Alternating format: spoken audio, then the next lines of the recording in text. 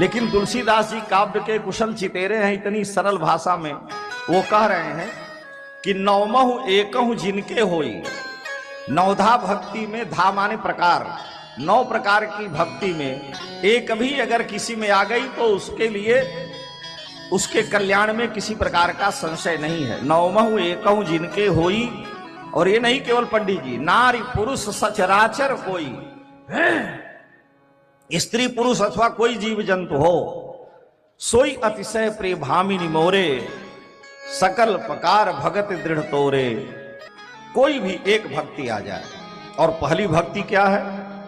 प्रथम भगति संतन कर संगा, साधु पुरुषों का संग करे, सज्जनों का संग करे, भगवान के प्रेमी संतों का दर्शन करना, उनका संग करना, उनका वंदन करना।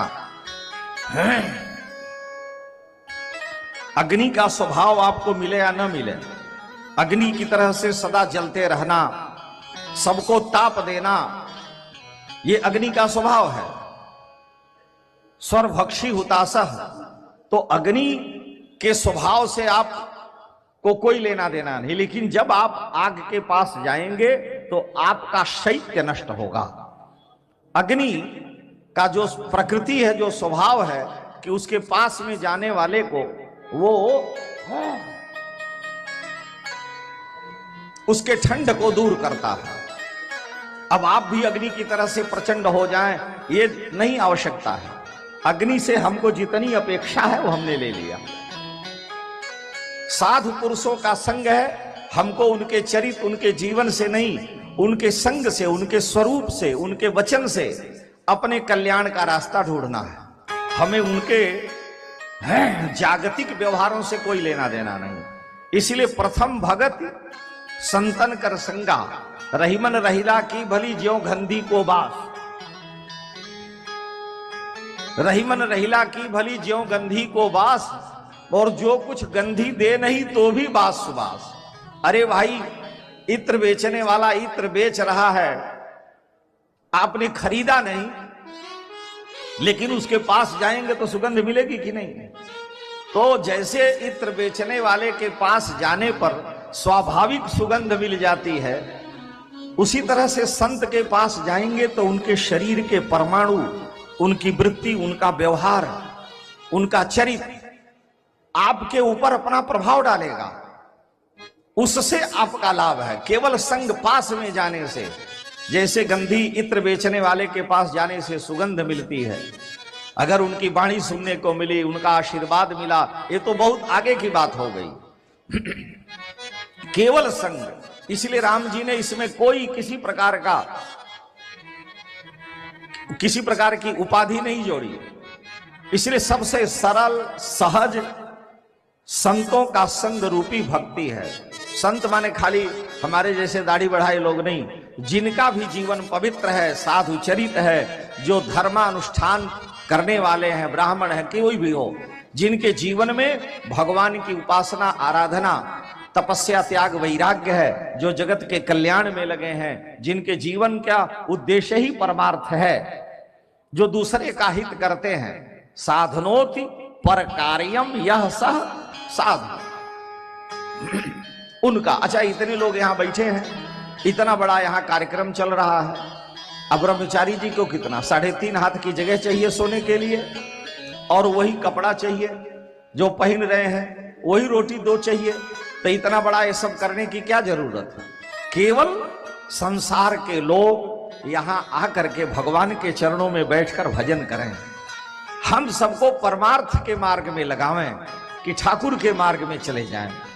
जीवों का भगवान से अनुराग हो, वो अपने कल्याण के लिए नहीं, जगत कल्याण के लिए। परमार्थ के कारणे साधुन धरा शरीर। तो अगर परमार्थ नहीं हो रहा है तो साधु के शरीर धारण करने का फल क्या है?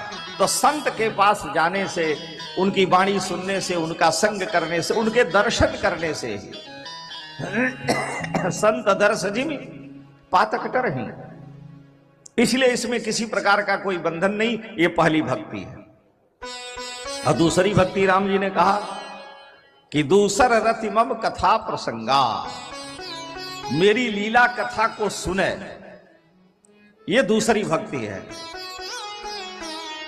लेकिन इसमें तुलसीदास जी ने पहली भक्ति को छोड़ करके पंडित जी जितनी भी भक्ति है उसमें मास्टर की लगाया है, एक चाबी लगा दी है कि दूसरी भक्ति आप करें, भगवान की कथा सुने, लेकिन उसमें रति होना चाहिए, प्रेम होना चाहिए।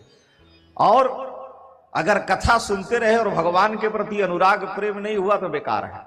मास्टर की है दूसर प्रथम भगति संतन कर संगा, कोई मास्टर की नहीं है, लेकिन दूसर रति मम कथा प्रसंगा, मेरी लीला कथा सुने लेकिन उसमें रति हो, प्रेम हो, अनुराग हो, ये मास्टर की है। अगर अनुराग नहीं हो रहा है तो कोई लाभ नहीं है। तीसरी भक्ति क्या है? गुरुपद पंकज सेवा, ये तीसरी भक्ति है, लेकिन मास्टर की है अमान।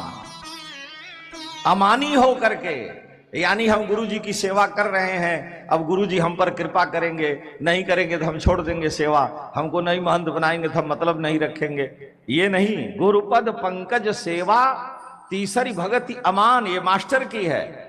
अगर सम्मान मान प्रतिष्ठा की कामना है और गुरु जी की सेवा कर रहे हो तो फल नहीं है। निष्काम भाव से, ये मास्टर की है। सभी भक्ति में एक एक मास्टर चाबी गोस्वामी ने लगाया, पहली को छोड़कर। गुरुपद पंकज सेवा, तीसरी भक्ति अमान, और चौथी भक्ति मम गुणगण, मेरा यश गावे, मेरे नाम का कीर्तन करे। लेकिन उसमें मास्टर की है कपट तज, मेरी लीला कथा मेरा यश गावे, लेकिन आंख में पिपरमेंट लगा के न रोए, कपट तजी गान, कपट तजी, बिना निष्कपट होके यश मेरा गावे। अब जनता रोने लगे, हम ऐसा मुंह बनावे, और उसके बाद जानेंगे कि महाराज जी बड़े भक्त हैं, बड़े अच्छे हैं, तो 1 रुपया की जगह पे 2 रुपया चढ़ा देगी। तो ये तो संसार में सम्मान मिल गया, लेकिन ठाकुर जी के चरणों का प्रेम नहीं मिलेगा।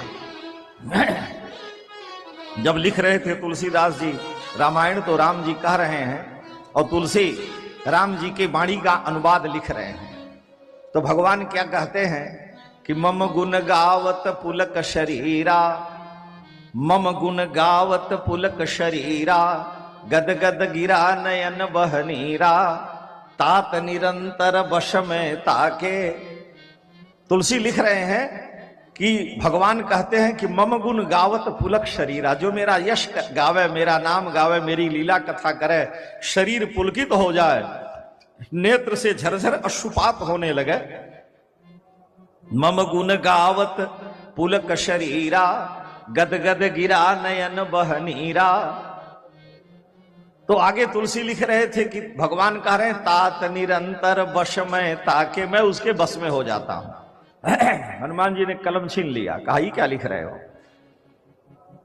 तुलसी ने कहा अरे भाई, उद्धव जी के पंक्ति का हम अनुवाद कर रहे हैं, वाक गदगदा द्रवते यस्य चित्तम।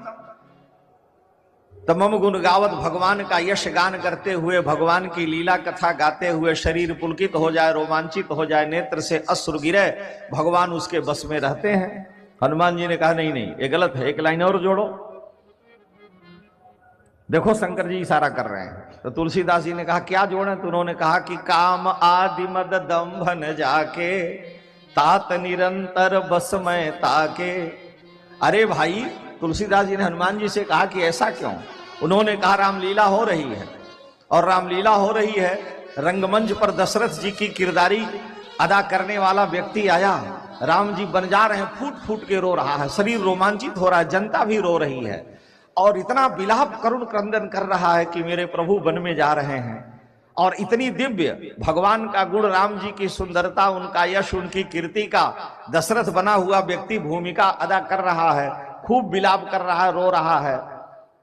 और राम जी वन को चले गए। ज्यों आगे का प्रसंग आया, पर्दा लगा, पीछे बैठ के बीड़ी पीने लगा, पर्दे के पीछे, आप जानते ही हैं। तो कहा क्या भगवान उसके बस में होंगे?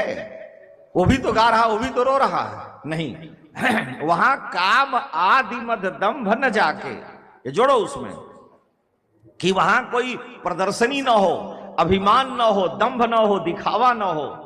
भगवान की लीला कथा में दंभ, प्रदर्शन, दिखावा अगर है तो बस में ठाकुर नहीं होंगे। इसलिए हनुमान जी जहां भी गोस्वामी जी कुछ इधर उधर करते हैं तो हनुमान जी और शंकर जी दोनों, क्योंकि तुलसी कह ही रहे हैं रचि महेश निज मानस राखा और पाई सुसमय शिवासन भाखा। शंभु प्रसाद सुमति ही हुलसी और रामचरित मानस कवि तुलसी। शंकर जी ने ही तो दिया, हनुमान जी रुद्र रूप में आकर के कहीं गड़बड़ी होती है तो सुधारते हैं। बहुत जगह ऐसा है, हम तो एक प्रसंग सुनाए। इसलिए नवधा भक्ति में केवल प्रथम भक्ति है जो बिना मास्टर की, बिना किसी प्रतिबंध के है। नहीं तो चौथी भगति मम गुणगन करई कपट तज ज्ञान। भगवान का गुणगण गावे लेकिन कपट करके नहीं।